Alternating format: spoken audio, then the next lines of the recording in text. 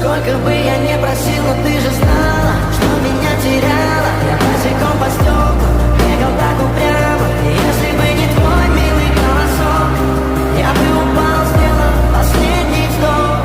И звезды мирно падали, как будто для меня. Я каждый раз загадывал тебя не потерять, но больше не могу, я просто мучаю себя. Теперь ты пожалел меня. В камине в 6 утра фотография твоя, горят воспоминания о тебе. У камина в 6 утра разбитая душа, и все твои обещания пустота.